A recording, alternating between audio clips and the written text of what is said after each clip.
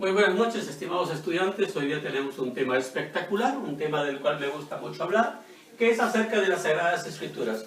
Como ustedes sabrán, la Biblia es el libro más hermoso, es el libro más inspirador, es el libro que más se ha traducido, es el libro más vendido y es el libro más leído porque es la palabra de Dios. Hoy día, para poder comprender toda esa temática, vamos a hablar de los conceptos claves. ¿Qué significan cada uno de estos conceptos? Los vamos a tener bien claros para poder comprender qué es lo que tenemos hoy día preparado para ustedes. Empezamos con Biblia. Como su nombre mismo lo dice, Biblia es biblioteca. La Biblia es un conjunto de libros.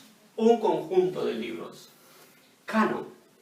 En muchas oportunidades había una discusión para decir cuáles son los libros verdaderos y cuáles son los libros falsos. Canon significa medida en griego. Entonces, esta es una medida para decir cuáles los libros de la Biblia son válidos y cuáles no lo son. Entonces, en un momento vamos a hablar de los libros canónicos, protocanónicos y deuterocanónicos.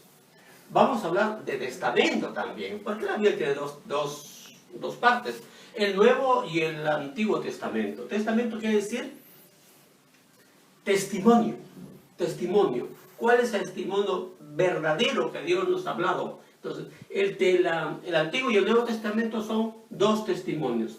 El Pentateuco, como ya lo hemos dicho en muchas oportunidades, es el conjunto de los 5 primeros libros de la Biblia. Los profetas, ¿quiénes son los profetas? Los profetas son hombres comunes y corrientes, pero escogidos por Dios porque van a anunciar, van a comunicar su palabra. Los salmos son un conjunto de himnos y cánticos hermosos, muchos de ellos escritos por el rey David, para alabar al Señor. Los evangelios, ya en la segunda parte de la Biblia, están los evangelios, que evangelio significa la buena nueva, que son el nuevo mensaje que Jesús nos vino a comunicar.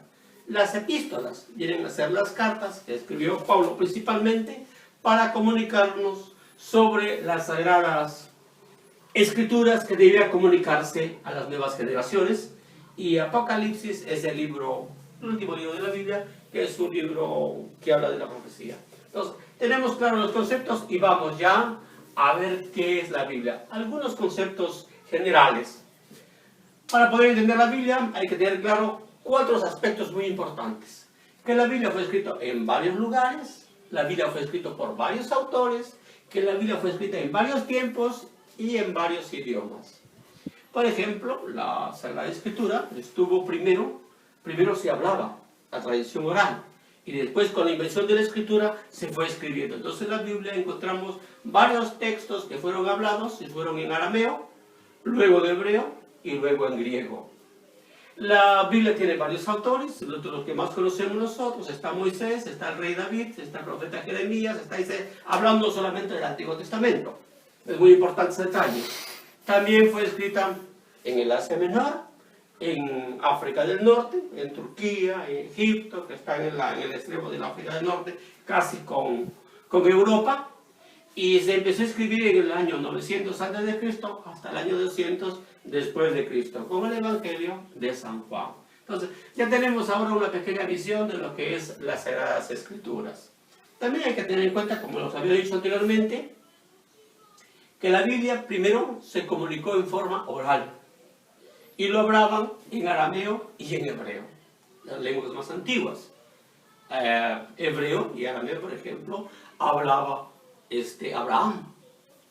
Pero con el paso del tiempo, ya esa tradición oral pasó a ser escrita.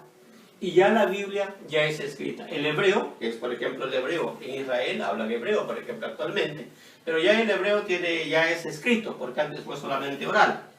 Luego del hebreo, hizo un trabajo gigante de muchos años y se tradujeron todos los libros al griego. Y con el griego, con el tiempo, se tradujeron todos al latín. Entonces, la Biblia pasa de una tradición oral, que solamente se comunicaba verbalmente, para hacer ahora la tradición escrita. Luego, ¿qué más pasó? Lo que pasó es que en esos tiempos, había muchísimos libros y nadie sabía cuáles eran verdaderamente esos libros. Entonces se mandaron 72 sabios para que traduzcan la Biblia al griego. De los antiguos idiomas, y varios dialectos, se traduzca la Biblia al griego. Entonces, a esa primera Biblia, que es en griego, se la llamó a la Biblia de los 70, por los 72 sabios que fueron encargados de traducir la Biblia al griego, del hebreo al griego. Luego, con el paso de los años, Roma invade todo el África del Norte, el Asia, y ellos hablaban en latín. Entonces, muchos de la gente ya no hablaba ni hebreo ni griego. Entonces, la gente más hablaba latín. Entonces, San Jerónimo es encargado, en el siglo IV después de Cristo, en traducir todas las Sagradas Escrituras al latín. Y a eso se le llama la Vulgata, la Biblia Vulgata. Seguidamente, después de haber hablado de algunas generalidades, vamos a hablar de la estructura de la Biblia, cómo está armada la Biblia. Entonces nos damos cuenta, y lo conocemos todos, que la Biblia tiene dos partes, el Antiguo Testamento y el Nuevo Testamento. Cuando hablamos del Antiguo Testamento, estos son las categorías de libros que encontramos. Los expertos, las ciencias auxiliares, como la arqueología, la filología, la historia, ellos dan cuenta de que la Biblia se pueden ubicar en estas 4 categorías. En los primeros 5 libros de la Biblia que hablan de la creación, lo mismo de la búsqueda de la tierra prometida, todos esos libros están comprendidos en lo que se llama el Pentateuco. Penta, 5, los 5 primeros libros de la Biblia. Luego hablan de la historia, cómo se desarrolló el pueblo de Israel. Siguen hablando de la historia de la salvación, pero habla de esa historia de ese pueblo. Entonces aquí encontremos de los libros más importantes, Josué, Jueces, Samuel 1 y 2, Crónicas 1 y 2 y Crónicas también. De esos libros pasamos a los libros poéticos, o libros sapienciales, o libros que contienen la sabiduría. Ahí encontramos a Job, los Salmos, que son estos cánticos hermosos, Cantares y Sabiduría y los Proverbios. Y luego pasamos, después de los libros poéticos, encontramos los libros proféticos. Los profetas, como ustedes sabrán, hay los profetas mayores y los profetas menores. Dentro de los profetas mayores encontramos a Isaías, a Jeremías, a Daniel, a Ezequiel, y dentro de los profetas menores a Amós, Joel. Entonces, esta es más o menos la estructura que tiene el Antiguo Testamento, que son en total 46 libros. Igual que el Antiguo Testamento, tenemos el Nuevo Testamento, y esto es más o menos la estructura. En el Nuevo Testamento tenemos los Evangelios, tenemos los libros de los Hechos de los Apóstoles, las cartas de San Pablo, que él escribió a las distintas comunidades cristianas, las cartas católicas y el libro de la profecía. En los Evangelios tenemos a Marcos, Lucas, Mateo, Marcos, Lucas y Juan. En ese orden se encuentran. De estos podemos subdividirlos, encontrar los Evangelios sinópticos, que será motivo de otra reunión, de otra clase.